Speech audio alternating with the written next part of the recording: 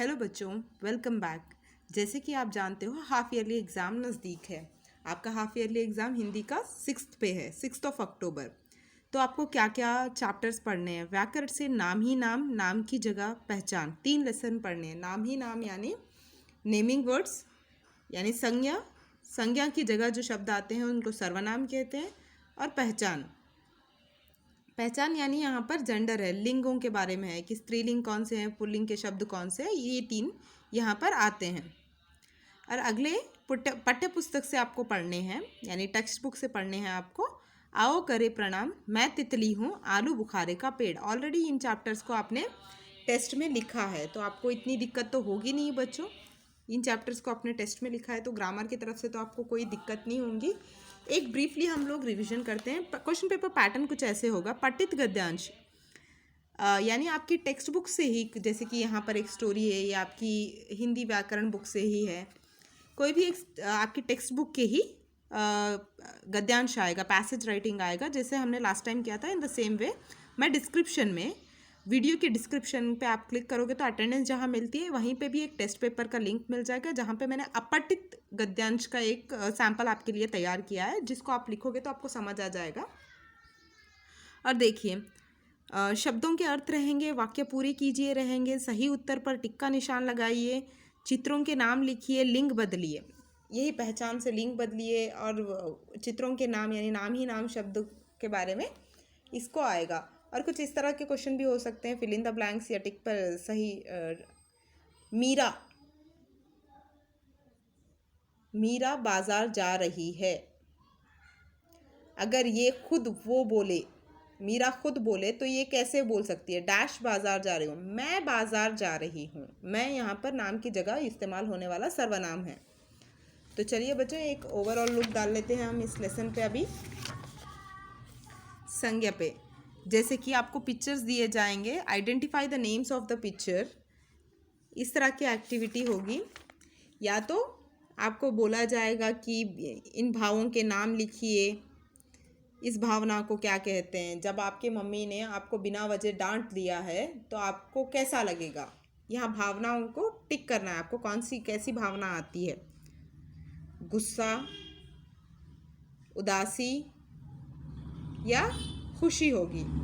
Of course हम लोग उदास हो जाते हैं, थोड़ी ना मम्मी पापा पे गुस्सा हुआ जाता है। या कुछ इमेजेस देंगे कि इन इमेजेस को पहचानिए और इनका नाम लिखिएगा।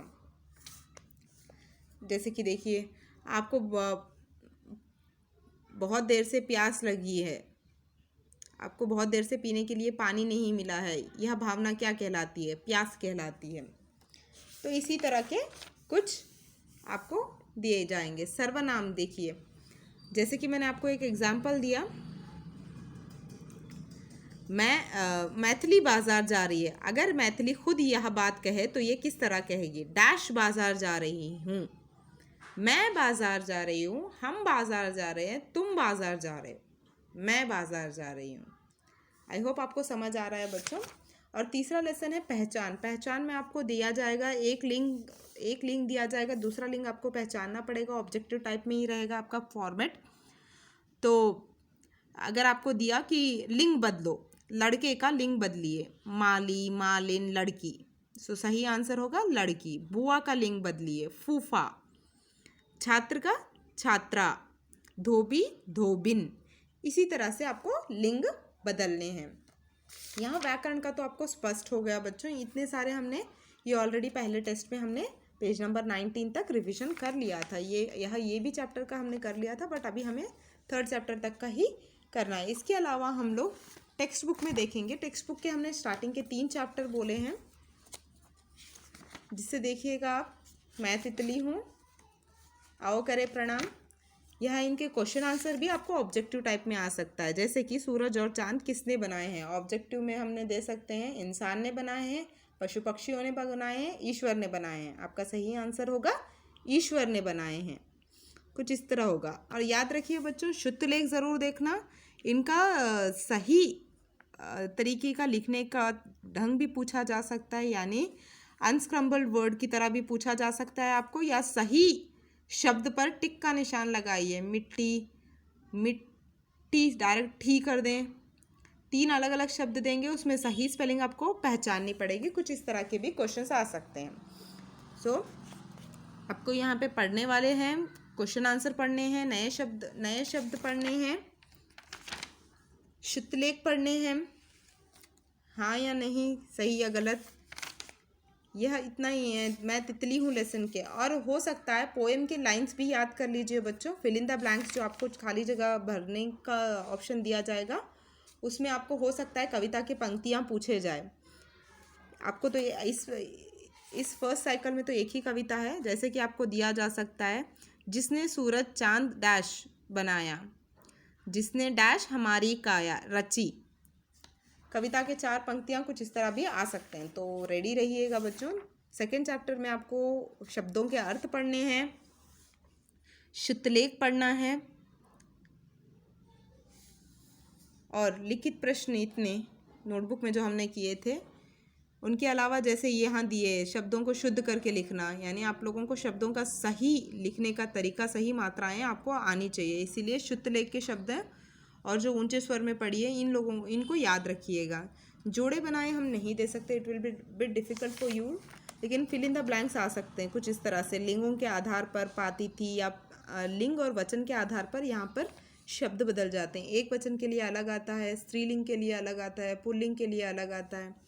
जैसे कि तितली फूलों का रस पीती है, छोटा बच्चा दूध, छोटा बच्चा, बच्चा यानी पुल्लिंग है, पीता। कुछ इस तरह से आपको आएंगे बच्चों। यहाँ पे देखिए उल्टे अर्थ वाले शब्द है। उल्टे अर्थ वाले शब्दों को हमने पिछली बार दिया था, इफ़ यू रिमेंबर। उसके ऑप्शंस भी होते हैं, तो ध्यान से पढ़िएगा। जो भी टेक्स्ट बुक में है उन सबको हम देंगे, भले ही 1 या 2 मार्क्स के लिए क्यों ना देना पड़े, बट आएगा ज़रूर। तो उल्टे अर्थ वाले विलोम शब्द आएंगे, शब्दार्थ आएंगे, लिंग बदलिए, वचन बदलिए। इस लेसन में, इस एग्ज़ाम में नहीं आएगा, लेकिन अगले एग्ज़ाम में ज़रूर आएगा। लिंगों पे आधार पर आपको सही शब्द चुनकर खाली जगह को भरना है, ऐसे भी आ सकता है बच्चों।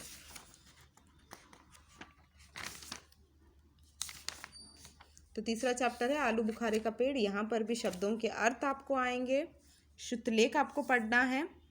नीचे दिए गए प्रश्नों के उत्तर लिखिए।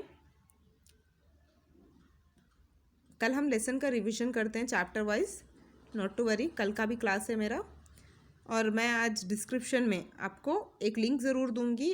पहले बताऊंगी कि आपको सॉल्व कैसे करना है, उसके बाद ज़रूर आपको क्वेश्चन पेपर का लिंक पे क्लिक करके आप उसको सॉल्व करोगे।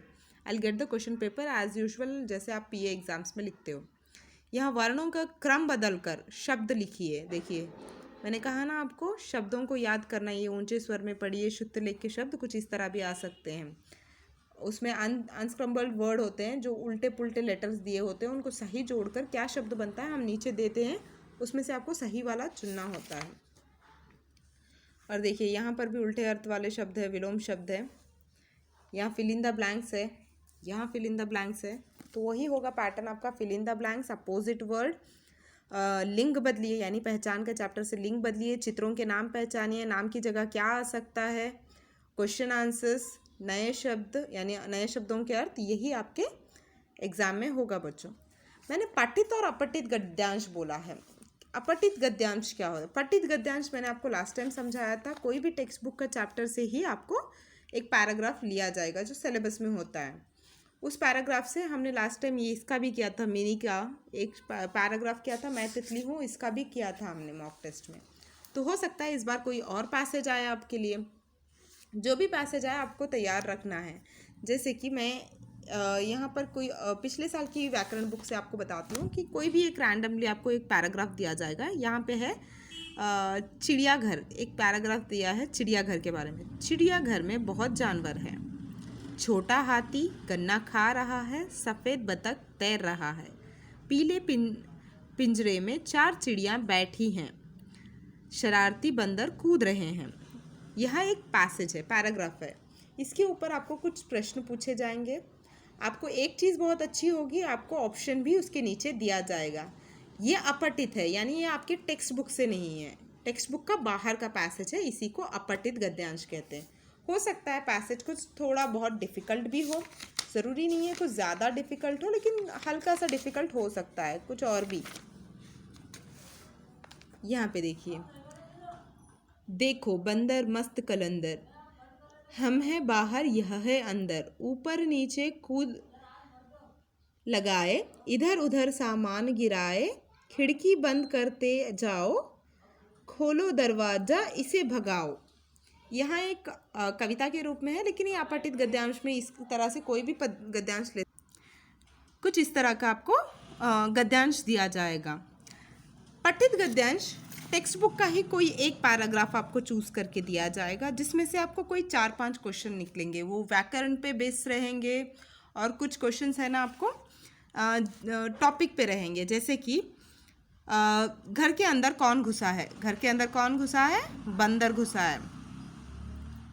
बाहर कौन है, घर की मालकिन बाहर है। बंदर अंदर क्या कर रहा है, ऊपर नीचे कूद लगा रहा है।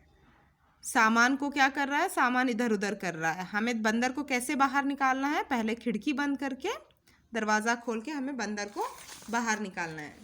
अगर हम इस पैराग्राफ की बात करें तो इसमें कुछ क्वेश्चन कुछ इस तरह से आ सकते हैं। चिड़ियाघर में कितने जानवर हैं, चिड़ियाघर में बहुत जानवर हैं। हाथी क्या खा रहा है, छोटा हाथी गन्ना खा रहा है। अगर मैं दूं काला, इसका विलोम शब्द पैसेज यानी गद्यांश से चुनकर लिखिए। काले का अपोजिट वर्ड होता है सफ़ेद, काला सफ़ेद। सफ़ेद बतख तैर रही है, बतख क्या कर रही है, बतख तैर रही है। पिंजरे में कितने चिड़िया हैं, पिंजरे में 4 चिड़िया हैं। बंदर का मिजाज कैसा है, बंदर का मिजाज शरारती है। या फिर ऐसे भी हो सकता है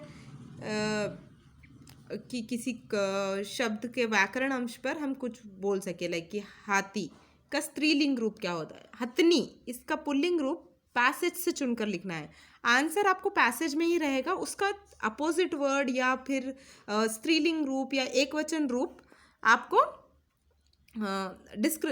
आपको क्वेश्चन में मिल जाएगा बच्चों। जैसे कि यहाँ पर छोटा है, बड़ा, इसका विलोम शब्द गद्यांश से चुनकर लिखिए, वो होगा छोटा। बड़ा, इसका विलोम शब्द गद्यांश से चुनकर लिखिए, वो होगा छोटा। ऐसे आपको पैसेज मिल जाएगा, कुछ 5 क्वेश्चंस मिल जाएंगे। मैंने एक छोटा पैसेज आपको डिस्क्रिप्शन के लिंक में ज़रूर दूंगी बच्चों, आई होप आप कर लीजिए। फिर भी कोई डाउट रह जाता है तो व्हाट्सएप पे आप पूछने के लिए, वॉइस नोट पे भी पूछने के लिए आप झिझकिए मत। You can ask any doubt any time. I hope आपको क्लियर हो चुका है। यहाँ पे मैंने कोई रैंडमली आपको छोटा सा पैसेज लिया है, इससे कुछ बड़ा भी हो सकता है, कोई कहानी का एक पैराग्राफ हो सकता है, उसको अपठित गद्यांश कहते हैं हम लोग। That's all for today kids. जैसे कि ये भी है, हंस तैर रहे हैं बड़े मज़े से जल में। ये पोएम की तरह है, लेकिन ये भी आ सकता है, लेकिन गद्यांश आपको इजीली मिलेगा। आप डिस्क्रिप्शन में देख लीजिए, आप समझ जाओगे कि पठित और अपठित गद्यांश कैसे होता है। हमने ऑलरेडी पठित को आपको समझ में आया, एग्जाम में बहुत सारे बच्चों ने अच्छा किया है। अब अपठित का लिंक एंड अटेंडेंस लिंक आपको डिस्क्रिप्शन बॉक्स में मिल जाएंगे।